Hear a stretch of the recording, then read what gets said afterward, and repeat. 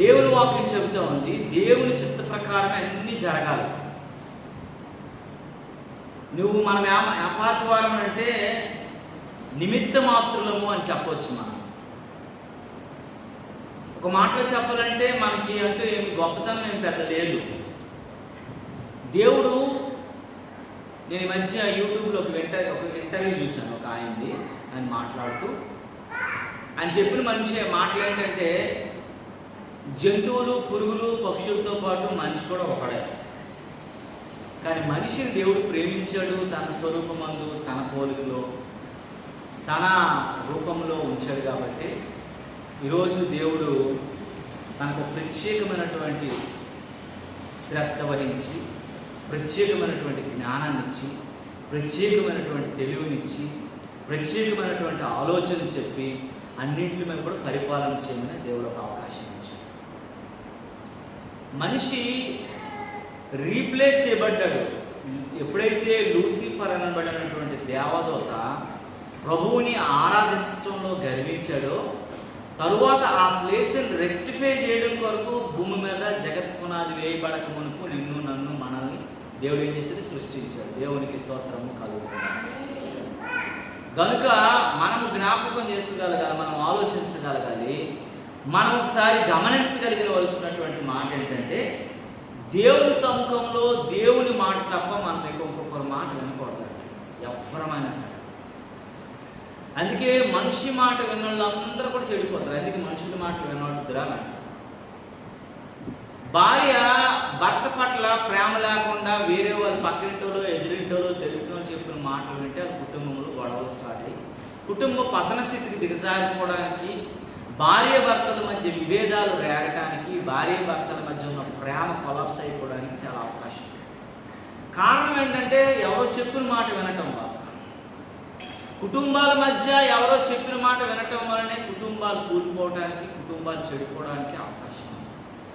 కనుక మనుషుల మాట మీద మనం ఎప్పుడైతే మనం లోబడతామో, మన సొంత నిర్ణయాల్లోకి వెళ్తామో, మన సొంత నిర్ణయాల్లోకి మనం ఎప్పుడు వెళ్తామో ఫెయిల్ అయిపోవటం మనలో స్టార్ట్ అవుతుంది. చాలాసార్లు ఒక మాట చెప్తాను, సొంతగా నేను నిర్ణయం తీసుకుంటే, సొంతగా నేను ఆలోచిస్తే, సొంతగా నేను ఉంటే అది ఫెయిల్ అయినా సక్సెస్ అయినా క్రెడిట్ నాకే వస్తుంది కదా అని అనుకుంటాను.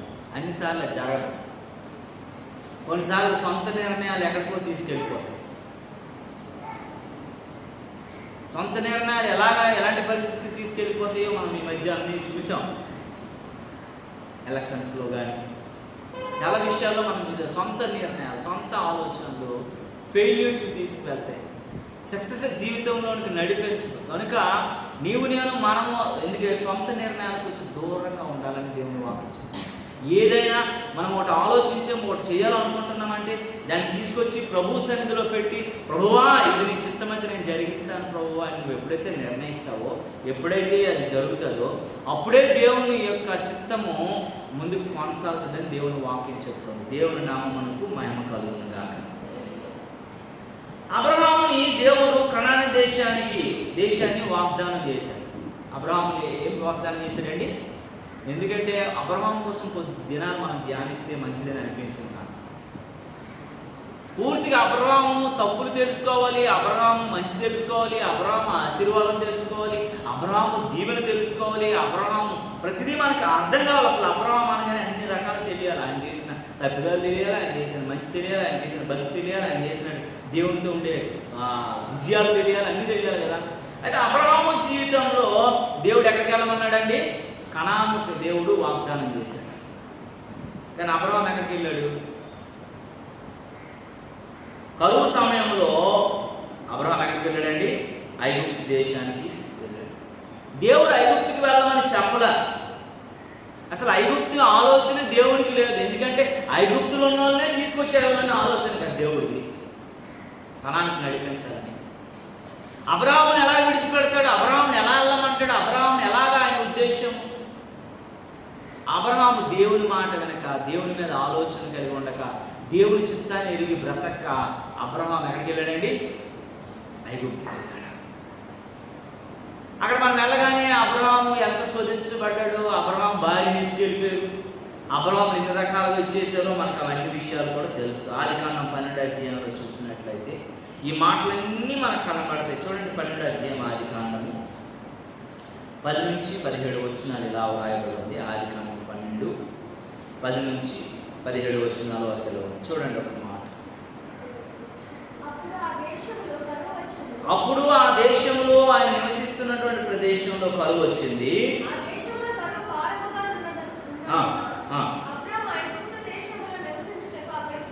దేవునికి స్తోత్రం కలుగును.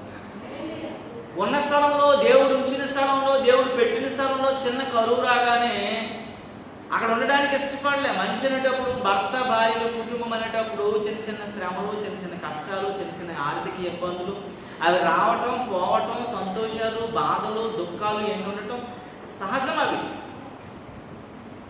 కుటుంబం అంటున్నప్పుడే చిన్న శ్రమ వస్తుంది, చిన్న బాధ వస్తుంది, చిన్న కష్టం వస్తుంది, చిన్న సంతోషం ఉంటుంది, మంచి ఆనందం ఉంటుంది, మంచి భోజనం ఉంటుంది, ఒక్కోసారి గంజానం ఉంటుంది, ఒక్కోసారి పలావా ఉంటుంది, ఒక్కోసారి చికెన్ ఉంటుంది, ఒక రోజు చారాన్ని తినేటువంటి పరిస్థితులు కూడా ఉంటాయి. ఇన్ని జరుగుతున్నప్పుడే అది కుటుంబ వ్యవస్థ సరిగా ఉన్నట్టు అవుతుంది.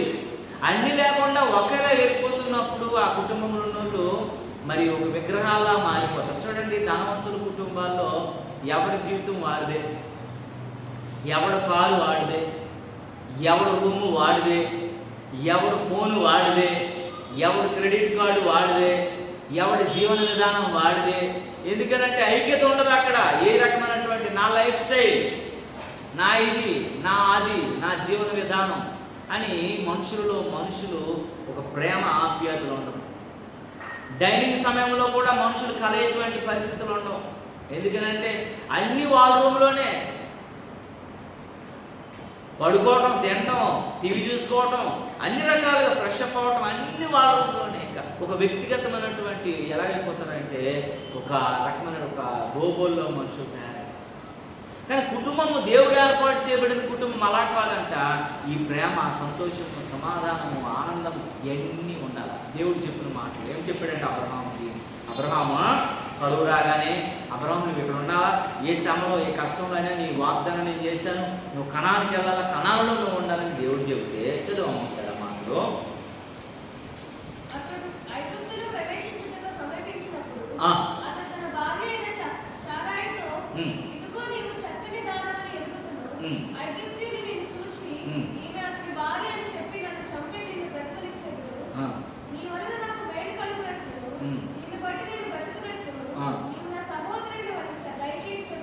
చూడండి, ఫస్ట్ వెళ్తూనే అబ్రహాము ఎలాగైపోయాడంటే, ఎంత భక్తిపరుడు, ఎంత ఉన్నతమైనడు, ఎంత మంచిగా ఉన్న మనిషి ఏమైపోయాడంటే ఆయన దేవుని చిత్తాన్ని ఎరిగి, దేవుని కృపను ఎరిగి, దేవుని యొక్క కాపుదలను తెలుసుకోలేని మనుషులాగా ఆలోచించక, కష్టంలో దేవుడు ఉండమని ప్రదేశంలో ఉండకుండా తన వాగ్దానం, తన గురిని మరిచిపోయి ఎక్కడికి వెళ్ళాడంటే ఆయన ఐగుప్తుకి వెళ్ళాడు. ఐగుప్తుకి వెళ్ళగానే ఆ ద్వారం దగ్గరికి వెళ్ళగానే చెప్పాడు, నువ్వు చాలా అందంగా ఉన్నావు, నువ్వు నా భార్య అయినప్పటికీ కూడా.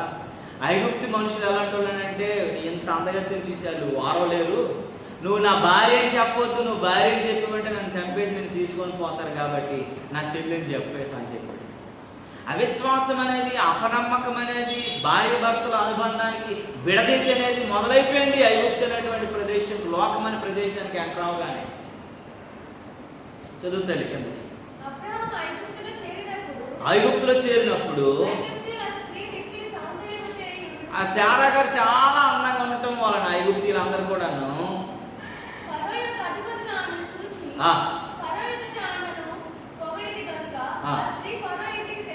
దేవునికి స్తోత్రం కలుగును. దేవుని మాట వినకపోతే ఏమైపోద్దంటే శ్రమలు, కష్టాలు, బాధలు, సొంత నిర్ణయాలు తీసుకోకూడదు. అందుకే దేవుడు ఎక్కడికి వెళ్ళమంటే అక్కడికి వెళ్ళాలి, ఏం చేయమంటే అదే చేయాలి, ఎలా ఉండమంటే అలా ఉండాలి. ఎన్ని రకాలుగా ఏది ఇబ్బందులు వచ్చినా సరే అలాగే ఉండగలగాలి. అందుకే ఏలియా అంత గొప్పగా సక్సెస్ అవ్వడానికి గల కారణం ఏంటో తెలుసా అండి? నువ్వు కెతీరో వాగు దగ్గరికి వెళ్ళు అని అంటే అక్కడికి వెళ్ళాడు. మనమైతే ఏం చేస్తామండి? ఇప్పుడు కృష్ణారావు గారు దేవుడు ప్రేమించి ప్రార్థన చేసినప్పుడు పాస్టర్ గారు మీరు ఎక్కడే ఉండండి, మీరు ఎక్కడే ప్రార్థన చేసుకోండి అని నాకు చెప్పాడు అనుకోండి, నేను వినలేదు అనుకోండి, నా పరిస్థితి ఎలాగైపోతుంది అంటే, నేను వినకుండా ఎక్కడికి వెళ్తే నా బతుకు వేరుగా ఉంటుంది. దేవుడు వచ్చేసి ఏలియా గారితో మాట్లాడగానే ఏలియా ఇంకోటి ఆలోచన లేదు. అక్కడ బెడ్ ఉంటుందా, అక్కడ కుర్చీ ఉంటుందా, అక్కడ ఏసీ ఉంటుందా, అక్కడ మంచి ఫుడ్ ఉంటుందని ఆలోచించలేదు. ఎక్కడికి వెళ్ళమన్నాడండి? ఒక నీరు లేనటువంటి కెతూరో వాగు దగ్గరికి వెళ్ళమన్నాడు. కొన్ని నీళ్లు సమృద్ధిగా ఉన్నటువంటి ప్రదేశానికి కూడా కాదు. ఒక ఎండిపోయినటువంటి కెతురు వాగు దగ్గరికి వెళ్ళి అక్కడ నువ్వు ఉండవైనా అన్నాడు. అక్కడ ఏమీ లేదు, దిక్కు ముక్కు లేనటువంటి పరిస్థితి, ఊరికి వెలుపల భయంకరమైనటువంటి పరిస్థితులు గుండా వెళ్ళి అక్కడ ఉండమని వెళ్ళి దేవుని మాట చొప్పున అక్కడే ఉన్నాడు తప్ప ఇంకొక ఆలోచించాలి. ఆడెళ్ళి ఉండగానే దేవుడు ఏం చేశాడండి, అన్నీ కావాల్సిన వాటర్ బాటిల్ ఇచ్చాడు తాగడానికి, ఫుడ్ ఇచ్చాడు తినడానికి, రొట్టెలు మాంసాన్ని ఇచ్చాడు దేవుడు, మంచి బలాన్ని ఇచ్చాడు, మంచి ప్రయాణం చేయడానికి కావాల్సిన కృప ఇచ్చాడు, అన్నీ సమకూర్చుకొచ్చాడు దేవుడు. ఎక్కడ కూడాను ఆ యొక్క ఏలియా జీవితంలో 40 రాత్రులు 40 పగళ్ళు విస్తరమైనటువంటి శక్తి ద్వారా నడిపించడమే కాదు, దేవుడు ఆ తీసుకెళ్లిన ప్రదేశంలో మహా అద్భుతం చేశాడు. 480-90 మంది ప్రవక్తలందరినీ కూడా సర్వనాశనం చేయగలిగినటువంటి అబద్ధ ప్రవక్తలని యుద్ధం ఆడగలిగిన వ్యక్తిగా మార్చాడు దేవుడు. చూడండి, మనం ఆలోచించాలా, మనం గమనించాలా, మనం గుర్తెరగల. నీ సొంత నిర్ణయాల చొప్పున నువ్వు చేస్తే నీకు శ్రమ తప్ప ఆనందం అనేది ఉండదు ఎక్కడ కూడా. దేవుని చిత్తం ప్రకారం చేస్తేనే మనం ఆనందాన్ని చూడగలుగుతాం. అబ్రహాము జీవితంలో సంతోషం లేదు, అబ్రహాము జీవితంలో ఆనందం లేదు, అబ్రహాము జీవితంలో ఏ రకమైనటువంటి ఇది లేదు. కిందకి చదివితే చెప్తుంది దేవుని వాక్యము,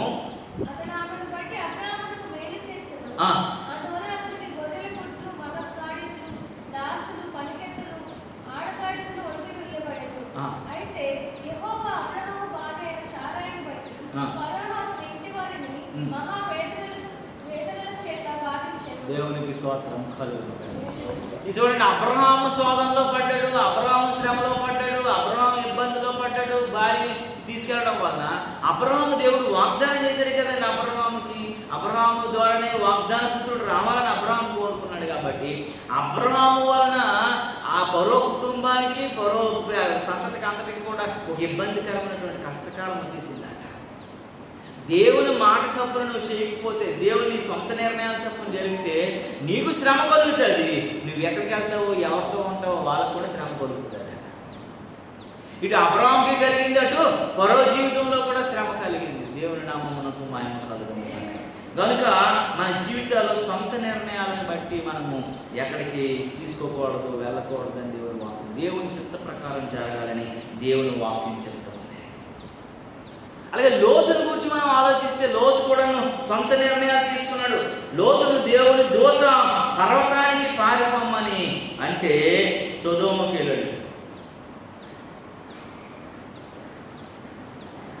సోయాలకు వెళ్ళేటువంటి సొంత నిర్ణయం తీసుకున్నాడు. నువ్వు ఎక్కడికి వెళ్ళమన్నాడు, పర్వతం ఎక్కవయ్యా, ఎత్తైన ప్రదేశంలో ఉండవయ్యా, నువ్వు అక్కడ నివసించేయా లోతు అని చెబితే ఎక్కడికి వెళ్ళాడండి ఆయన? భయంకరమైనటువంటి శ్రమ కష్టకాలంలోకి వెళ్ళాడు. అదే ఆది కాలంలోనే చెప్తుంది. 17-21 వచనాలు మనం చదివితే నీ సొంత నిర్ణయం నేను ఎక్కడ తీసుకెళ్తుంది? నాశనానికి తీసుకెళ్తుంది. నీ సొంత నిర్ణయం ఎక్కడ తీసుకెళ్తుంది అంటే భయంకరమైనటువంటి, పరిశుద్ధ గ్రంథంలోనే భయంకరమైనటువంటి అవమానాన్ని మూట కట్టుకున్నాడు లోతు కదండి. భయంకరమైనటువంటి అవమానం బైబిల్ గ్రంథంలోనే భయంకరమైనటువంటి అవమానం ఎవరైనా చేశారనేది లోతు చేశారు. సొంత నిర్ణయం ఎక్కడ తీసుకెళ్ళిపోయిందనంటే దేవుని నామము దూషించబడటమే కాదు, తన జీవితము, తన కుటుంబం అంతా కూడా సర్వనాశనం అయిపోయిన పరిస్థితికి వెళ్ళిపోయింది. బారిపోయింది, పిల్లలు చెడిపోయారు, లోతు అవమానపాలుడు అయిపోయాడు, దేవుడి చిత్తాన్ని పోగొట్టేసుకున్నాడు. దేవుడు ఎత్తైన ప్రదేశాల్లో ఉండాలని ఎప్పుడు మనల్ని కోరుకుంటాడు. చదువు ఒకసారి అన్నమాట. 19వ అధ్యాయం 17-21 వరకు ఏమని రాస్తుందంటే 19-17 వరకు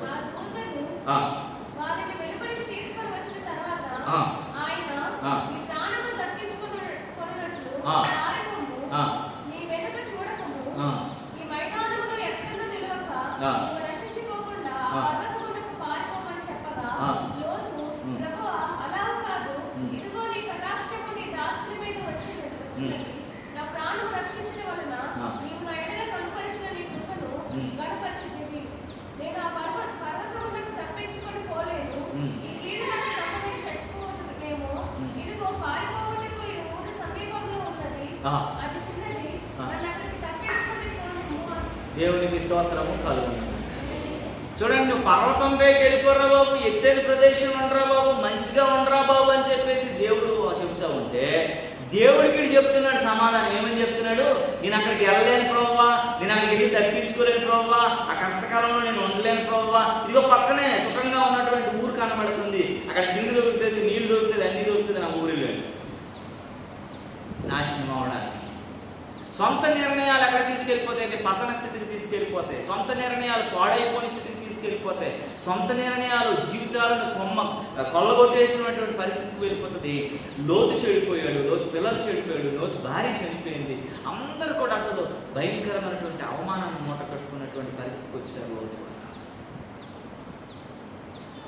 దేవుని సొంత చిత్తాన్ని నెరవేర్చుకోవాలనుకున్నటువంటి వారు, సొంత ఆలోచనల మీద ఆధారపడిన వాళ్ళు, సొంత ఉద్దేశాల మీద ఉన్న పరిస్థితి అంతా కూడా నెరవేరిపోతుంది. అంటే నాశనానికి తీసుకెళ్ళినటువంటి పరిస్థితికి దిగజారి చేస్తుంది దేవుని వాక్యం చెప్తాం. అబ్రహాము చూడండి, మనం జ్ఞాపకం చేసుకున్నాం కదా, దేవుడు కానాన్లో ఉండాలని కోరుకున్నాడు, పాలు తేనెలు ప్రవహించే దేశంలో ఉండాలని కోరుకున్నాడు, అక్కడ సంతోషంగా ఉండాలని కోరుకున్నాడు. అలాంటి పరిస్థితుల్లో ఉన్నటువంటి ఆయన కానీ అబ్రహాము ఆ వాగ్దానం చేసినటువంటి ప్రదేశం మానేసి చిన్న కష్టం, చిన్న కరువు రాగానే ఎక్కడికి వెళ్ళిపోయాడు? ఆయన ఐగుప్తుకి వెళ్ళాడు. ఆయన బాధపడ్డాడు, భార్య బాధపడింది, చివరికి వెళ్ళినటువంటి వాళ్ళు కూడా బాధ పెట్టినటువంటి పరిస్థితికి వచ్చాడు.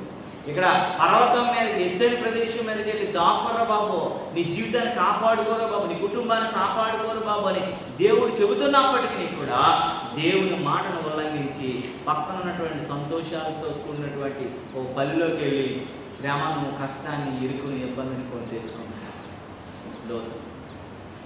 నేను మనం ఆలోచించాలి మన జీవితంలో నీ సొంత నిర్ణయాలు కాదు, దైవ చిత్తానుసారమైనటువంటి నిర్ణయాల్లో ఉండాలి. నీ సొంతం చేయడం కాదు, దేవుని చిత్తానికి నువ్వు లోబడే వ్యక్తిగా ఉండాలి. నీ సొంత నిర్ణయాలు, సొంత ఆలోచనలు కాదు, దేవుని చిత్తం పైన నువ్వు ఆధారపడగలిగినటువంటి వ్యక్తిగా ఉండాలని దేవుని వాక్యం చెప్తుంది. దేవునికి స్తోత్రం కలుగుతుంది. చూడండి, ఎలీమెకు మన అందరికీ తెలిసినటువంటిదే కదండి. ఎలీమెకు ఎక్కడ ఉన్నాడు? ఎక్కడ ఉండమన్నాడు దేవుడు? ఎలీమెకు ఎక్కడ ఉండమన్నాడు అంటే రొట్టెల గృహం అనబడినటువంటి బెత్లెహేములో దేవుడు ఉండమన్నాడు. ఆశీర్వాదకరంగా ఉండమన్నాడు. భార్యను తీసుకొని, ఇద్దరు కుమారులను తీసుకొని మోయాబు వెళ్ళాడు. చేదైపోయింది జీవితం, బ్రతుకులు చేదైపోయాయి. ఎలీమెకు చనిపోయాడు, కుమారులు చనిపోయారు, కోడలు పోయింది, ఒక భార్య మిగిలిపోయింది. దేవుడు అన్యాయం చేసి అంటున్నాడు. దేవుడు వెళ్ళమని చెప్పాడా మోయాబుకి? ఎలీమెకు కుటుంబాన్ని అక్కడ ఉండమని చెప్పాడా? అక్కడ బ్రతకమని చెప్పాడా? అక్కడ జీవనం సాగించమన్నాడా? మీరు సొంత నిర్ణయం కదా. రొట్టెల గృహం అనబడిన దేవుని సన్నిధిని, స్థిరమైనటువంటి దేవుని సముఖాన్ని, నిత్యాహారం దొరికినటువంటి దేవుని విలుని విడిచిపెట్టేసి లోకాశంలో సంపాదన అనబడినటువంటి సంతోషాల కొరకు పరిగెత్తారు. చాలా కుటుంబాలండి. నాకు ఆయన అందుకే నచ్చుతాడు. ఎలాంటి శ్రమ వచ్చినా, ఎలాంటి కష్టం వచ్చినా, ఏది వచ్చినా సరే ఊరిలో మాత్రమే ఉంటాడు. మనం కళ్ళ ముందే ఊరు వదిలి వెళ్ళిపోయినటువంటి వాళ్ళు ఎక్కడికి వెళ్ళా బాగోదు, ఇక్కడ వెళ్ళినా బాగుపడదు. ఎక్కడికి వెళ్ళినా చాలా మంది మూటలు పట్టుకుని వెళ్ళిపోతూ ఉంటారు. ఆ ఊరు వెళ్తారు. అక్కడికి వెళ్ళి ఏదో సంపాదించేస్తేమేమో, ఎక్కడ ఎక్కువ మనకి డబ్బులు వచ్చేస్తే మనం అనుకుంటారు. కానీ అక్కడికి వెళ్ళిన తర్వాత కూడా మనం ఆ మాటలు వింటే అనిపిస్తుంది అండి, మాకు కష్టకాలం వచ్చింది, మాకు బాధ వచ్చింది, మళ్ళీ మాకు శ్రమ తప్పలేదు, మళ్ళీ ఇక్కడికి వచ్చిన సేమ్ రిపీట్ అవుతుంది అనేటువంటి ఆ ఇబ్బందులే మనం వింటూ ఉంటాం. మనం ఉన్న స్థితిలోనే, మనం ఉన్న ప్రదేశంలోనే మనం సంతృప్తి కలిగి, సంతోషం కలిగి, దేవుడితో మనం సహవాసం కలిగి బ్రతికితే దేవుడు మనం ఉన్నతమైనటువంటి స్థితికి తీసుకుని వెళ్తాడు. దేవుడి నామమునకు మహిమ కలుగును. ఎలీమెకు జీవితంలో కూడా దేవుని చిత్తాన్ని ఆలోచించాలి. చిన్న శ్రమ రాగానే, చిన్న కష్టం రాగానే, చిన్న ఇబ్బంది రాగానే మోయాబుకి వెళ్ళిపోయాడు. మోయాబులో అందరినీ పోగొట్టుకున్నాడు, ఆయన పోయాడు. కుమారులు పోయారు, ఆయన పోయాడు. కోడళ్ళు విధవరాళ్ళు అయిపోయారు, భార్య విధవరాలు అయిపోయింది. వచ్చేసరికి ఉన్న ఆస్తిపాస్తులన్నీ సర్వనాశనం అయిపోయాయి. జీవనం అంతా అస్తవ్యస్తం అయిపోయింది. అనాథులుగా మిగిలిపోయినటువంటి పరిస్థితి వచ్చేసింది. మనం ఎలా ఉన్నామని ఆలోచించుకోవాలి. సొంత నిర్ణయం మనల్ని పాడు చేస్తుంది, సొంత ఆలోచనలు మనం పాడు చేస్తాయి, సొంత తెలివితేటలు మనల్ని పాడు చేస్తాయి. దైవ చిత్త ప్రకారం మనం ఏదైనా జరిగించాలంట. దేవుని నామమునకు మహిమ కలుగుతుంది. నేను సొంతంగానే అన్నీ చేసేస్తానండి అని అంటారు చాలామంది. అవన్నీ లాస్ అయిపోయిన తర్వాత అర్థమవుతుంది, అన్నీ పోయినాక అర్థమవుతుంది, అన్నీ ఇదైపోయినాక అర్థమవుతుంది. ఈ మధ్య ఒక సిస్టర్ గారు, వాళ్ళిద్దరు భార్య భర్తలిద్దరు కూడాను టీచర్స్. వాళ్ళకి ఓన్లీ డాటర్, ఒకే ఒక కూతురు పుట్టింది. చాలా చక్కగా చదువుకుంది, మంచిగా చదువుకుంది, ఇంజనీరింగ్ చేసింది, బిఎస్ఎన్ఎల్లో ఉద్యోగాన్ని సంపాదించుకుంది. బిఎస్ఎన్ఎల్లో జేటీఓ జూనియర్ టెలికాం ఆఫీసర్గా పనిచేస్తుంది అమ్మాయి. ఆ తల్లిదండ్రులు చాలా సంతోషంగా ఉన్నారు. కాలేజీలో మంచి పాటలు పాడుతుండేది, అంతా బాగుండేది. ఏమో ఈ అమ్మాయి ఈ మధ్య ఏమైపోయిందనంటే ఒక అబ్బాయితో ప్రేమలో పడింది.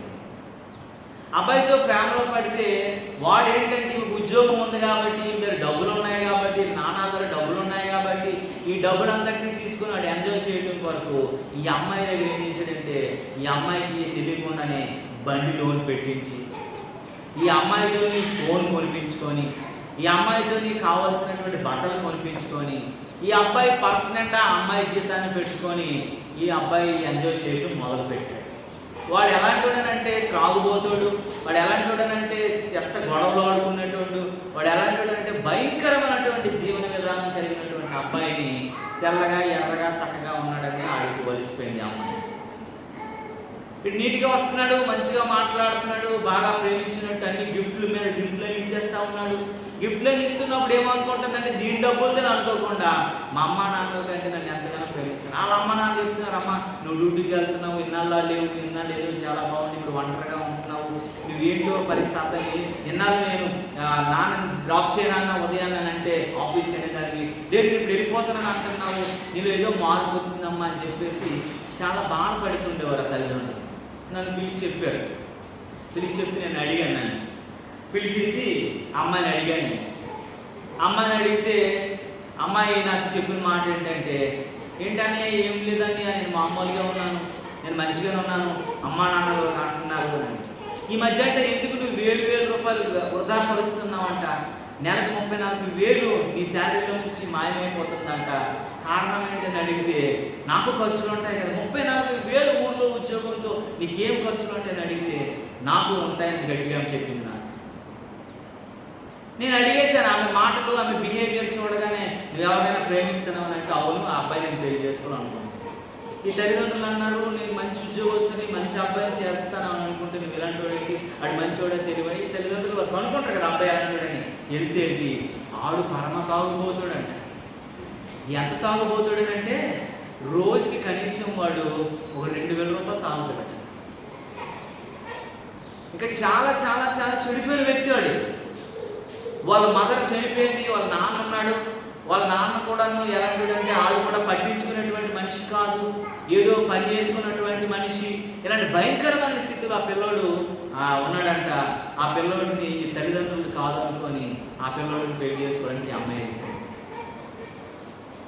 మీరు నమ్మరండి, కరెక్ట్గా 45 days 46 days అయింది. అమ్మాయి మొత్తం పేషెంట్ అయిపోయింది. ప్రతిరోజు కొట్టడమేనంట అమ్మాయిని, ప్రతిరోజు హింసించడమేనంట. ఏమేమి చెప్పాడంటే మీ నాన్నల దగ్గర అంత డబ్బు ఉంది, మీ నాన్న దగ్గర ఇల్లు ఉంది, మీ నాన్నల దగ్గర కావాల్సినవన్నీ ఉన్నాయి, మీ నాన్నలను ఒప్పించి అవన్నీ తీసుకొని రా, అది మనమే అక్కడికి వెళ్ళిపోదాము. వాళ్ళ నాన్న వాళ్ళ అమ్మని చంపేయమైనటువంటి స్థితికి వెళ్ళిపోయాడు ఆ పిల్లడు. అది ఉంటే మనకి అవన్నీ కావాలి. ఈ అమ్మాయి పూర్తిగా చెడిపోయింది. ఇంకా ఇదైపోయిన తర్వాత ఈ ఒక రోజు అనమాట వాళ్ళ కజిన్ సిస్టర్ దానికి ఫోన్ చేసింది, అక్క మీ ఇంటికి నేను రావాలనుకుంటున్నాను. ఎవరైనా ఇలాగ పారిపోయి పెళ్లి చేసుకున్న వాళ్ళు మన ఇంటికి వస్తారంటే ఆ గొడవ మనకు వండుకోండి ఏమి అంటారు, మా వద్దమ్మా ఏంటి మళ్ళీ మీ అమ్మ నాన్నలు వచ్చి నేనేదో నీకు చెప్పినట్టు ఉంటుంది, నువ్వు మళ్ళీ నా దగ్గర రాదు, లేదక్క నేను అమ్మ నాన్న దగ్గరికి వెళ్ళడం కోసం నీ దగ్గర రావాలనుకుంటున్నాను వచ్చి ఆ బాధ చెప్పింది. ఆమె కూడా ఈ ఒక స్కూల్లో టీచర్గా పనిచేస్తుంది. నన్ను పిలిచింది, అని ఈ అమ్మాయి ఎలా ఉంది ఏమంటుందని మీరు కొంచెం సలహా చెప్పండి, నా మీద వాళ్ళ అమ్మ నాన్న పడతారని అంటే నేను వెళ్ళాను. ఆ అమ్మాయిని చూడగానే మీరు నమ్మరండి, అంత చక్కగా ఉన్నటువంటి పాప నేను చూడగానే పని పిల్లలేమో అనుకున్నాను. నేను ఆమె చూడగానే తిండి పెట్టేవాడు కాదట, నీట్గా ఫ్రెషప్ బాగా బయలుదేరి ఆఫీస్కి వెళ్తే ఒప్పుకునేవాడు కాదంట, ఆ డబ్బులు ఖర్చు పెడతానంటే ఒప్పుకునేవాడు కాదంట, తాగిన మత్తులో నానా హింసలు పెట్టేవాడంట. అనేక రకాలుగా ఆమెను హింసించి ఆమె చచ్చిపోవాలనుకునే ముందు అక్కతో ఒకసారి మాట్లాడతానని చెప్పిందంట. అక్క దగ్గరికి నేను అక్కడ ఎంటర్ అయ్యాను. అమ్మాయి నన్ను చూడగానే వెళ్ళిపోవడానికి సిద్ధమైపోతుంది. నువ్వు కూర్చొని చెప్పింది ఏంటంటే ఏం చెప్పి నువ్వు పెళ్లి చేసుకున్నావు అంటే పెళ్ళి ఏం లేదనియా, కోవుల్లో నాకేదో తాళి పెట్టేశాడు, ఇలాంటి పరిస్థితి అని చెప్పేసానంటే జాగ్రత్తగా అమ్మాయిని ఈ అమ్మాయితో కలిపి ఇంటికి తీసుకునేది, మీరు ఏం మాట్లాడద్దు, అమ్మాయిని స్నానం చేసుకుని ముందు అన్నం పెట్టండి అని చెప్పేసి ఆ తల్లిదండ్రులు తీసుకెళ్తే ఆ తల్లి తండ్రి ఇద్దరు ఏడుస్తున్నారు. ఇంకా అలాగే చాలా ఏడుస్తుండగా ముందు భోజనం చేసింది ఆ అమ్మాయి. చాలా రోజులకి మంచి ఆహారం దొరికిందని నిద్రపోయింది ఆ అమ్మాయి. సాయంత్రం మళ్ళీ నేను వెళ్ళి మాట్లాడితే ఏంటి పరిస్థితి అంటే ఆడికి పిలిపించి, ఈ అమ్మాయిని రోజు నుంచి నువ్వు కలిసావని నువ్వు జైలుకి పంపించేస్తాను, పిచ్చుకున్నావంట. ఈ అమ్మాయిని నువ్వు ట్రాప్ చేసి మోసం చేసేసి ఈ అమ్మాయిని పూర్తిగా పాడు చేసేసి భయంకరమైనటువంటి చచ్చిపోయే పరిస్థితి దిగజార్చేసావని చెప్పినప్పుడు ఆడేమంటున్నాడంటే, ఆమె నా భార్య, నేను చెప్పినట్లు వెంటది, మీరు ఎవరిని మమ్మల్ని అడగడానికి మీ మీద నేను కేసు పెడతానని చెప్పినట్టు తల్లిదండ్రులు. ఎంత భయంకరమైన స్థితి అంటే జాగ్రత్తగా మనం గమనించాలి. ఈ లోకం వెళ్ళిపోతుంది. సొంత నిర్ణయాలు ఆ అమ్మాయి జీవితాన్ని ఎంతటిగా పాడు చేశాయంటే ఆత్మహత్య చేసుకోవాలని ఒక ఆలోచన తీసుకొచ్చి సొంత నిర్ణయం ఎక్కడికి తీసుకెళ్ళిపోయింది అంటే తన తల్లిదండ్రులకు దూరం అయిపోయే స్థితి. సొంత నిర్ణయాలు ఎక్కడికంటే తన ఆరోగ్యాన్ని పాడు చేసుకున్న స్థితి. సొంత నిర్ణయాలు ఎక్కడికి తీసుకెళ్ళిపోయాయంటే తన జీవితంలో ఒక బ్రాండ్ అయిపోయింది. ఈ అమ్మాయి ఏమైపోయింది? పారిపోయింది ఆ అబ్బాయితో అనేటువంటి అందరూ అనుకునే స్థితి. తల్లిదండ్రులు అవమానం అయిపోయారు, ఇటు ఆమె అవమానపరచబడింది. డ్యూటీకి వెళ్ళాలంటే సిగ్గుపడిపోతుండే. నేను చెప్పాను, చెల్లి చక్కగా నువ్వు మళ్ళీ ఇవన్నీ ఆలోచించవద్దు. మనిషి వాడు చెత్తోడని తెలియక నువ్వేదో నువ్వు ఇదైపోయావు, నీ జీవితాన్ని మళ్ళీ దేవుడు కడతాడని అంటే ఇప్పుడు అమ్మాయి వెళ్తాను డ్యూటీకి చక్కగాను బాగుంది. వాళ్ళు మళ్ళీ పోలీస్ స్టేషన్ కంప్లైంట్ ఇచ్చారు. ఆ పిల్లోడు మళ్ళీ అమ్మాయిని కలవడం మానేశాడంట చక్కగాను. ఇప్పుడు నా పరిస్థితి ఏంటని ఆయన అడిగింది. నువ్వు కొద్ది నిమిషాలు ఇంకెలాంటి ఆలోచనలు ఏమి పెట్టుకోక కొద్ది రోజులు కొద్ది సంవత్సరాలు మంచిగా దేవుడితో నువ్వు గడుపుకున్నాను. కానీ ప్రతిరోజు కొంతకాలం ఆ చెల్లమ్మను ఆమె కలిసి ప్రార్థన చేస్తున్నాడు. ప్రభు చిత్తాన్ని అడిగి. ఎందుకనంటే మనుషులు జీవితాలు ఎలా ఉన్నాయంటే సొంత నిర్ణయాలని వారి జీవితాలు వారే పతనం చేసుకుంటారు. ఉద్యోగం ఉంది, చదువుకుంది, ఇంజనీరింగ్ అన్ని చక్కగా ఉంది, తల్లిదండ్రులు టీచర్స్, మంచి ఇల్లు ఉంది, ఉన్నతమైనటువంటి స్థితి, మళ్ళీ కారులో తిరిగిన పిల్ల ఎంత భయంకరమైన స్థితికి వెళ్ళిపోయిందనంటే బహుభయంకరమైనటువంటి పరిస్థితి. ప్రియమైనటువంటి దేవుని బిడ్డలారా, అబ్రహాం జీవితంలో, లోతు జీవితంలో, ఎలీమెకు జీవితంలో ఎందరో జీవితాలు సొంత నిర్ణయాలు తీసుకుని వారి బ్రతుకుని మరి భయంకరమైనటువంటి పరిస్థితులకు వెళ్ళిపోయినట్లుగా మనం చూడగలుగుతున్నాం. ఇంకొక మాట మనం ఆలోచిస్తే సౌలు జీవితం కూడా అంతే పిల్లరా. సౌలు సమయాలు రాక ఆలస్యమైందని చెప్పేసి సౌలు ఏం చేశాడో తెలుసా అండి? దేవునికి దహన బలి అర్పించేశాడు. యాజకుడు వచ్చినంత వరకు ఆలోచించలా, యాజకుడు వచ్చినంత వరకు గమనించలా, నేను రాజును తప్ప యాజకుడు కాదు అని ఆలోచించకుండా ఏం చేశాడండి? దహన బలి అర్పించేస్తే సౌలు ఎంత భయంకరమైనటువంటి స్థితికి వెళ్ళిపోయాడో. రాజ్యాన్ని కోల్పోయాడు, అధికారాన్ని కోల్పోయాడు, చివరికి పిల్లల్ని కోల్పోయాడు, సంతతిని కోల్పోయాడు, తన ఇంటితో తానే పోల్చుకున్నటువంటి పరిస్థితికి వచ్చి భయంకరమైనటువంటి స్థితిగతులకు వెళ్ళిపోయాడు. దేవుడు నిర్ణయించాడు, దేవుడు ఏర్పాటు చేశాడు, దేవుడు రాజుగాను అధికారిగా ఉంచాడు. కానీ సౌలు దేవుని మాట కాక తన సొంత నిర్ణయం చొప్పున నాకు అధికారం ఉంది, నాకు తెలివి ఉంది, నాకు డబ్బు ఉంది, నేను చెప్పినట్టు జరుగుతుంది అనేసి ఆ బలి ఇవ్వటం వలన ఆ పరిస్థితి ఎలాగైపోయిందంటే పతనానికి అయిపోయినటువంటి పరిస్థితి వచ్చేసింది. చివరి అది ఎక్కడ తీసుకెళ్ళిందో తెలుసా అండి? మరణానికి తీసుకెళ్ళిపోయింది సౌలుని. దెయ్యాలను ఆశ్రయించగలిగిన స్థితికి తీసుకెళ్ళిపోయింది సౌలుని. కళ్ళ ముందే తన కన్న కొడుకు చావుకి అతనే ఇదైపోయినటువంటి స్థితికి తీసుకెళ్ళిపోయింది సౌలుని. కనుక సొంత నిర్ణయాలు మంచివి కాదు, సొంత ఆలోచనలు మంచివి కాదు, సొంత ఉద్దేశాలు మంచివి కాదు. దేవుని చిత్త ప్రకారం మనం ఏదైనా చేస్తే చేయాలి. అది కష్టం కావచ్చు, ఇది ఈరోజు జరగకపోవచ్చు, అది రేపు జరగవచ్చు, ఎల్లుండి జరగవచ్చు, కొద్ది సంవత్సరాల తర్వాత జరగని నష్టం ఏముంది? నీకు కీడైతే జరగదు కదా. నువ్వు దేవుని చిత్త ప్రకారం ఉన్నప్పుడు, దేవుని హస్తాల నీళ్ళలో ఉన్నప్పుడు నీకు మేలే తప్ప కీడైతే ఉండదు కదా. అది ఎప్పుడు జరిగినంత వరకు ఓర్చుకొని ఉండాలంట. దేవునికి స్తోత్రము కలుగును. అది ఓర్చుకుని ఉండే ఆలోచన కలిగి ఉండాలి, ఓర్చుకుని ఉండే ఉద్దేశం కలిగి ఉండాలి, ఓర్చుకుని ఉండే మనసు కలిగిన వారంగా మనం ఉంటే ఇదవుతుంది. కనుక సౌలు రాజు అది లేదు. ఒకసారి మాట చదువమా, జ్ఞాపకం చేసుకుందాము. చదువుతారు కుమారు. సమూయేలు మొదటి గ్రంథం 13వ అధ్యాయం 9వ వచనం చదువు. సమూయేలు మొదటి గ్రంథం 13వ అధ్యాయం 9వ వచనం. దీక్ష దొరకవుతుంది. దహన బలులను సమాధాన బలులను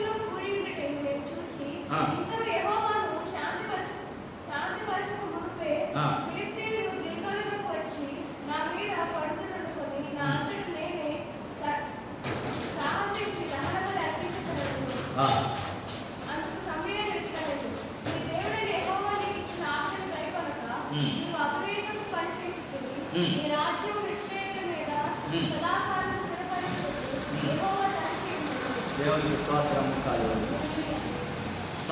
సౌలు పని ఏంటి? రాజ్యాన్ని నడిపించుకోవడం, రాజ్యాధికారాన్ని సాధించుకోవడం, ఒక రాజుగా ఉండటం, పరిపాలన చేయటం. సమూయేలు పని ఏంటి?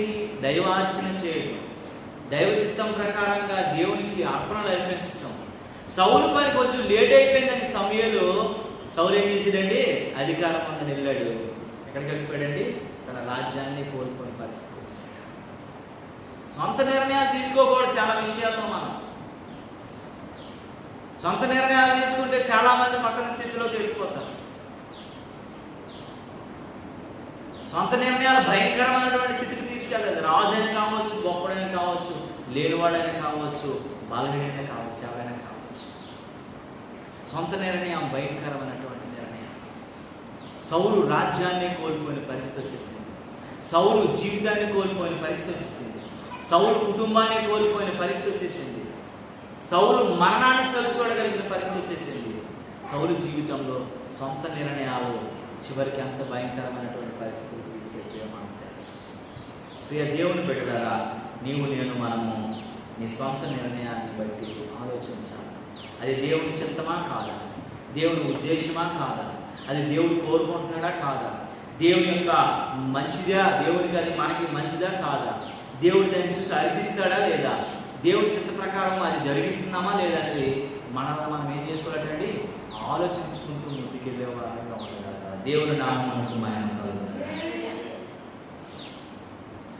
యోనా చూడండి, యోనా కూడా అంతే.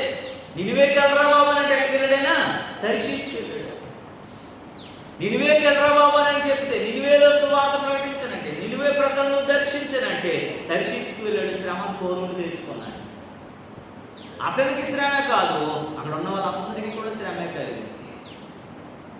మన సొంత నిర్ణయాలు చాలా చెడు మార్గాల్లోకి నడిపిస్తాయి, చాలామంది ప్రభావం చూపిస్తాయి. చూడండి, ఆ పాప చేసిన పని తన ఒక్కదై బాధపడలేదు, తన తల్లిదండ్రులు, తన కుటుంబము, తన బంధువులు అందరూ బాధపడే స్థితికి వచ్చేసారు. మళ్ళీ ఇంకొక అబ్బాయిని మేము చూసాము, పెళ్లి చేసాము, ఇప్పుడు మంచిగా ఉంది. ఇక్కడ నుండి చాలా దూరం ట్రాన్స్ఫర్ చేయించాము, వరంగల్ ట్రాన్స్ఫర్ చేయించాము. అమ్మాయి తల్లిదండ్రుల దగ్గర ఇల్లు అన్నీ ఉంటుంది, ఎక్కడే ఉండవలసిన పరిస్థితి. ఆమె చేసినటువంటి సొంత నిర్ణయము తల్లిదండ్రులకు దూరం చేసేసింది. జీవితంలో ఒక మచ్చ అయిపోయింది, జీవితం అంతటిని పాడు చేసుకుంది. ఇప్పుడు ఆ వరంగల్లో ఉంది. వరంగల్ మన నేను వెళ్ళినప్పుడు ఆమె మనసులో నా మొహం చూడడానికి కూడా కొంచెం ఒక రకమైన అయిపోయింది. ఎందుకంటే సంతోషం లేదు మొహంలో, ఆనందం లేదు మొహంలో. ఆ మీటింగ్కి వచ్చారు, మీటింగ్ పెట్టారు, చాలా డబ్బులు ఖర్చు పెట్టారు, అన్నీ చేశారు. అబ్బాయి మంచి సేవ చేస్తున్నాడు, ఉద్యోగం చేస్తూ చక్కటి సేవకుడు, మంచి అబ్బాయి అంటున్నాడు. అవన్నీ మర్చిపోయి చెప్పాడు ఆ అబ్బాయి. ఎంత మంచోడు చూడండి. నువ్వు అవన్నీ మర్చిపోను, దేవుడి కొరకు ప్రయాసపడు, దేవుడి చిత్తాన్ని నీకు దీవించు, దేవుడి కృపణతో ఉంటుందని చెప్పి. ఆ 2 రోజుల మీటింగ్లో కూడా వరంగల్లో ఎంత హ్యాపీగానంటే అమ్మాయిని మళ్ళీ దేవుడు ఆమె గర్భం తెరవడం, 2 పిల్లలు కనడం, ఆమె జీవితాన్ని అంతటికి దేవుడు మళ్ళీ కట్టడం, తన కుటుంబంలో మళ్ళీ ఒక సంతోషాన్ని కలుగజేయటం, తన భవిష్యత్తుని అంతటిని దేవుడు బాగు చేయటం. దేవుడు అంచులంచులుగా ఈ 3.5 సంవత్సరాల మధ్యలో ఎన్నో అద్భుతాలుగా దేవుడు ఆ కుటుంబాన్ని మళ్ళీ కట్టాడు. కనుక సొంత నిర్ణయాలకు వెళ్ళకండి. సొంత నిర్ణయాలు మన జీవితాలను పాడు చేస్తాయి. సొంత నిర్ణయాలు మన భవిష్యత్తును పాడు చేస్తాయి. సొంత నిర్ణయాలు మనల్ని నాశనానికి తీసుకువెళ్తాయి. సౌలు జీవితంలో కూడా అంతే. ఎలాంటి స్థితికి తీసుకెళ్ళాయి అంటే సొంత నిర్ణయాలు సర్వనాశనం చేసేసాయి. యోనా జీవితంలో కూడా సొంత నిర్ణయం ఏంటంటే ఆయన పాడైపోవడం కాదు, ఆ నావలో ఉన్న వాళ్ళందరూ ఆ ఆస్తిపాస్తులన్నీ కూడా సముద్రంలో పడేశారు. చివరికి ఏంటంటే చీట్లు వేసుకునే పరిస్థితికి వచ్చేసాడు. ఇది ఎవడు అభ్యంతరంగా ఉంటే ఆయన సముద్రంలో పడేయాలని చెప్పేసి ఆ చీటుల్లో దేవుడు కూడా ఎంత గొప్పవాడు అంటే కరెక్ట్గా వీడి మీద చీటు వచ్చింది, వీడి సముద్రంలో ఇస్తే కానీ ఆ ప్రచండమైనటువంటి తుఫాన్ అంతా కూడా ఒకసారి ఆగిపోయింది. నేను మనము ఈ గరిబిలంతా ఆగిపోవాలనుకున్నట్లయితే, ఈ శ్రమ ఆగిపోవాలనుకున్నట్లయితే, కష్టం ఆగిపోవాలనుకున్నట్లయితే మన సొంత నిర్ణయాలను మనము ఒకసారి అడ్డుపెట్టి దేవుని నిర్ణయానికి మనల్ని మనం అప్పగించుకోవాలి. ప్రభువా, నన్ను నువ్వు ఎలా ఉంచాలనుకుంటున్నావు, ఎలా పెంచాలనుకుంటున్నావు, ఎలా నిర్ణయించాలనుకుంటున్నావు, నా భవిష్యత్తు ఎలాంటి ప్రణాళికలు నువ్వు రచించావో ప్రభువా నాకు ఒక్క మారు బయలుపరచని ప్రభు పాదాలు మనం పట్టుకుంటే దేవుడు మనల్ని ఉన్నతమైన స్థితికి మనల్ని తీసుకుని వెళ్తాడు. దేవునికి స్తోత్రము కలుగును. ఉన్నతమైన స్థితికి మనల్ని తీసుకొని వెళ్తాడు. ఉన్నతమైనటువంటి ఆలోచనలు మనకు కలుగు చేస్తాడు. ఉన్నతమైనటువంటి ఉద్దేశాలు మనకు కలుగు చేస్తాడు. ఉన్నతమైనటువంటి మార్గాల్లో మనం చూపిస్తాడు. మనం ఎక్కలేనటువంటి ఎత్తైన కొండపైన మనల్ని నిలవబెడతాడు. దేవుని నామమునకు మహిమ కలుగును గాక. హల్లెలూయా. నాకు ఒక బ్రదర్ తెలుసు, మా చుట్టం అబ్బాయి 10th క్లాస్ 5 సార్లు పోయింది. ఎవరైనా ఏమనుకుంటారు, 10th క్లాస్ 5 సార్లు పోయిన వాడికి తల్లిదండ్రులు ఏమనుకుంటారు, నీకు ఇంకెందుకు చదువు 5 సార్లు పోగొట్టేసుకున్నావు 10th క్లాస్ అని అనుకుంటారు. ఆడు మాత్రం 10th క్లాస్ 5 సార్లు పోయిన 6వ పాస్ అయ్యాడు. పాస్ అవ్వగానే ఉద్యోగం వచ్చినంత సంతోషంగా మనిషి కనబడ్డాడు. ఎందుకనంటే ఒక చిన్న టీవీఎస్ లోనా పట్టుకొని వెళ్ళి ఆ విండోలో అందకపోతే ఆడు ఎగ్జామ్స్ రాయడం వరకు వాళ్ళన్నయ్య స్లిప్పులు ఇసిరి అన్నీ చేసి అదేదో రకంగా పాస్ చేశాడు. ఆ స్లిప్ ఇసిరితే ఏ క్వశ్చన్కి ఏ ఆన్సరో తెలియని పరిస్థితుల్లో అయోమయంలో ఉన్నాడు.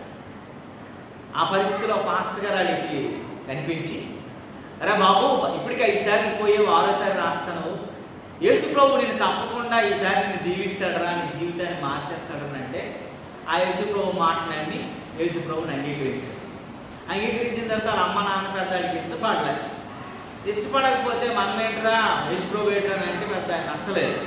వాళ్ళ అక్క చెప్పిందంట, యేసు ప్రభు అయితే ఏంటంటే నీ జీవితం బాగుండాలి కదా అబ్బాయి అని చెప్పేసి. ఇదనమాట. ఇంటర్మీడియట్ చదివాడు, ఇంటర్మీడియట్ పాస్ అయ్యాడు. పాస్ అయిన తర్వాత ఐఐటి రాద్దామని చెప్పేసి ఐఐటి కోసం ప్రిపేర్ అయ్యాడు. 10 సార్లు 5 సార్లు పోయినటువంటి వాడు ఐఐటికి వెళ్తాడంటే ఎవడైనా నమ్ముతాడండి? ఇంటర్మీడియట్ ఒకేసారి పాస్ అయిపోయాడు. ఐఐటి ప్రిపేర్ అయ్యాడు. ఐఐటి ఖరగ్పూర్లో బీటెక్ చదివాడు. అక్కడ నుండి యాపిల్ కంపెనీ వాళ్ళు సెలెక్ట్ చేశారు క్యాంపస్లో. యాపిల్ అమెరికాలో వెళ్ళిపోయి యాపిల్ ఉద్యోగం చేస్తున్నాడు. ఈరోజు ఎలాగంటే ఇంటర్నేషనల్ డైరెక్టర్ అయ్యే పరిస్థితి, బిజినెస్ డైరెక్టర్ అయ్యే పరిస్థితి దేవుడు తీసుకెళ్ళాడు.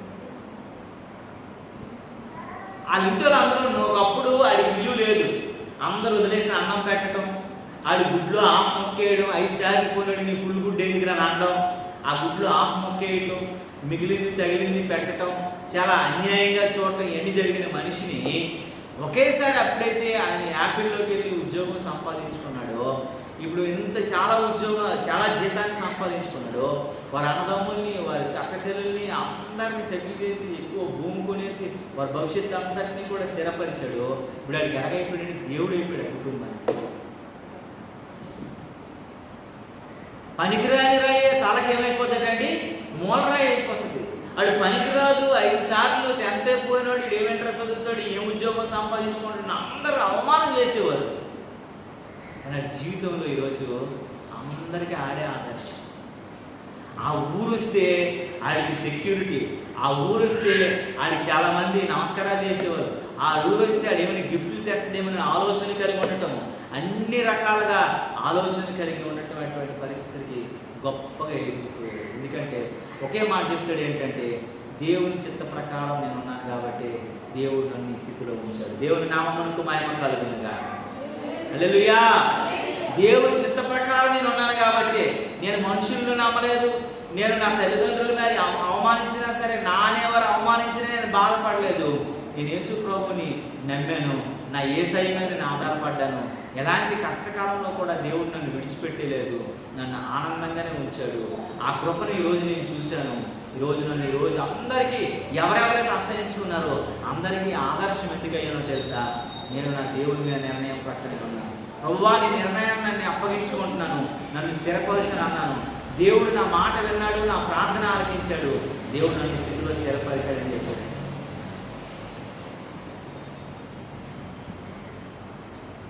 శ్రీకాకుళంలో ఆ పాస్టర్ గారికి ఒక మంచి సంఘాన్ని కట్టించాడు. ₹1,00,00,000 పెట్టి. నేను ఈ స్థితికి వెళ్ళడానికి ఈ పాస్టర్ గారే నాకు కారణం. ఈ పాస్టర్ గారే నన్ను భరించుకున్నారు, ఈ పాస్టర్ గారే నన్ను చక్కదిద్దారని చెప్పేసి ₹1,00,00,000 పెట్టి ఒక మంచి సంఘాన్ని కట్టేశాడు. ఆ సంఘంలో అనేక మంది, ఒక్కరోజు కూడా అబ్బాయి రావడానికి. కానీ పిల్లలు, ఎందుకు ఈ మాట మీకు చెప్తున్నానంటే, దేవుడు నిర్ణయం చొప్పున ఉంటే దేవుడు నిన్ను ఉన్నతమైన స్థితికి తీసుకొని వెళ్ళిపోతాడు. దేవుడి చిత్త ప్రకారం మనం ఉంటే దేవుడు ఉన్నతమైనటువంటి స్థితికి తీసుకొని వెళ్ళిపోతాడు. చూడండి, మనకి తప్పిపోని చిన్న కుమారుడు ఉన్నాడు కదా, దేవుని చిత్తాన్ని మన సొంత నిర్ణయం చొప్పున నేను వ్యాపారం చేసేస్తాను, నేను చేసేస్తాను అన్నాడు. ఏం చేశాడు? ఎలా అయిపోయాడో మనకు తెలుసు. ఎలాంటి పరిస్థితుల్లోకి వెళ్ళిపోయాడో మనకు తెలుసు. ఎలాంటి స్థితిగతుల్లోకి వెళ్ళిపోయాడో మనకు తెలుసు.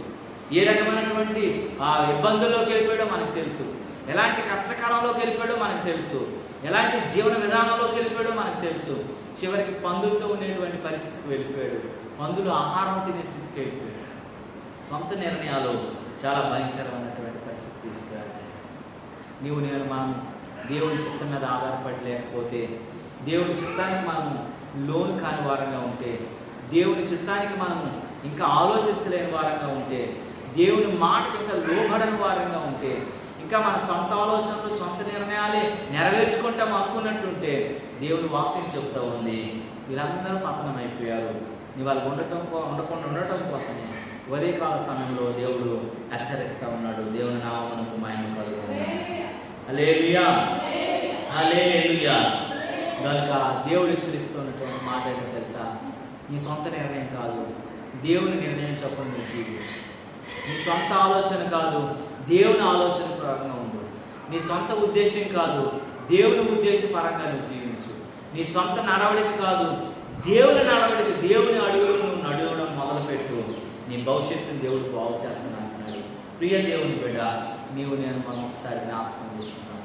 దేవుని చిత్తానికి మనం లోబడదాం. దేవుని యొక్క మాట ప్రకారం మనం ఉందాం. మన సొంత నిర్ణయాలు, మన సొంత ఆలోచనలు, మన సొంత ఉద్దేశాలు కాదు, దేవుని ఉద్దేశాలకు మనం అప్పగించుకుందాం. దేవుడే మనల్ని స్థిరపరుస్తాడు, దేవుడే మనల్ని నడిపిస్తాడు, దేవుడే ఆయన కృప ద్వారా మనల్ని ఉన్నతమైన స్థితికి తీసుకుని వెళ్తాడు. అబ్రహాము జీవితంలో సొంత నిర్ణయము, అతను చెడిపోయాడు, అతను నాశనం అయ్యాడు, అతను కష్టకాలంలోకి వెళ్ళిపోయాడు. తన పొరవ కుటుంబం కూడా కష్టకాలంలోకి తీసుకువెళ్ళింది. లోతు తన జీవితంలో తను చేసిన తప్పిదం వల్ల తన బిడ్డలు పాడైపోయారు, తన భార్య పోయింది, తను కూడా భయంకరమైనటువంటి అపరాధిగా దేవుని దృష్టిలో మిగిలిపోయాడు. ఎలెమెలెకు భార్య భర్త ఆయన పోయాడు, తనకు బిడ్డలు పోయారు, కుటుంబం చెల్లాచెదరైపోయింది. చివరికి భార్య ఒంటరిదై అయిపోయిన పరిస్థితి వచ్చేసింది. సౌలు రాజు అధికారాన్ని పోగొట్టుకున్నాడు, రాజరికాన్ని పోగొట్టుకున్నాడు. తన జీవితంలో చివరికి తన ఇంటితో తాను పోల్చుకొని చచ్చిపోయిన పరిస్థితి వచ్చేసింది. యోనా తన సొంత నిర్ణయం వల్ల అనేక మంది వారికి కూడా హానికరం అయిపోయాడు, రాస్తిని కోలగొట్టేశాడు. చివరికి అతను కూడా భయంకరమైనటువంటి కష్టకాలంలోకి వెళ్ళిపోయాడు. చిన్న కుమారుడు తండ్రి దగ్గర నుంచి సొంత నిర్ణయం ద్వారా దుర్వ్యాపారం చేయాలని ఆలోచన కలిగి ఉన్నాడు కాబట్టి తన బ్రతుకుని పోయి చివరికి పందులతో ఆహారం తినగలిగిన స్థితికి వెళ్ళిపోయాడు. మనము ఇంకా సొంత నిర్ణయాలు ఉంటే ఇప్పుడే ప్రభు సన్నిధిలో, ప్రభువా నా నిర్ణయాలు ఒట్టివి, నా ఆలోచనలు ఒట్టివి, నా స్థితిగతులు ఒట్టివి, నీ చిత్త ప్రకారం నేను ఉండాలి ప్రభువా, నీ నిర్ణయమే నా నిర్ణయంగా నేను మలుచుకోవాలి ప్రభువా, నీ ఉద్దేశాలే నా ఉద్దేశాలుగా మలుచుకోవాలి. ఎందుకంటే నీ ఆలోచనలు వంటివి నా ఆలోచనలు కావు, నీ నిర్ణయాలు వంటివి నా నిర్ణయాలు కావు, నీ యొక్క ఉద్దేశాలు వంటివి నా ఉద్దేశాలు కావు. కాబట్టి ప్రభువా నన్ను సరిచెయ్యు, నన్ను సిద్ధపరచు, నన్ను చక్కపరచు ప్రభువా, నా బ్రతుకు అనబడినటువంటి నావను నువ్వు ఆశ్చర్య రీతిలో నడిపించు ప్రభువా అని ఆలోచించాలి. చూడండి, దేవుని చిత్త ప్రకారంలో ఉన్న ఒక్క వ్యక్తి కోసం నేను మాట్లాడి ముగిస్తాను. వీళ్ళందరూ మనం ఇప్పుడు 7 కోసం నేర్చుకున్నాం కదా, వీళ్ళందరూ దేవుని చిత్తం కాక తన సొంత నిర్ణయం చొప్పున కష్టాల్లోకి వెళ్ళిపోయినాడు. దేవుని చిత్త ప్రకారంగా చేసి దేవుని యొక్క ఆశీర్వాదం పొందినోడు ఒక వ్యక్తి ఉన్నాడు. ఆ వ్యక్తి మనం జ్ఞాపకం చేసుకోవాలి. తప్పదు కూడా ఎలాంటి కష్టకాలంలో సరే దేవుని చిత్తం మీద ఆధారపడే వ్యక్తి, దేవుని ఉద్దేశం పైన ఆధారపడే వ్యక్తి, దేవుని కొరకు ఆలోచించగలిగిన వ్యక్తి, దేవుని యొక్క మాట ప్రకారం జీవించిన వ్యక్తి ఎవరైనా ఉన్నారంటే ఆ వ్యక్తిని మనం దావీదు అని చెప్పవచ్చు. ఎందుకంటే దావీదు జీవితంలో తల్లి తండ్రి ఎవరు పట్టించుకోకపోయినా దేవుని చిత్తం మీద ఆధారపడ్డాడు కాబట్టి దేవుడు తీసుకెళ్ళి రాజుని చేసి పడేశాడు. ఆయన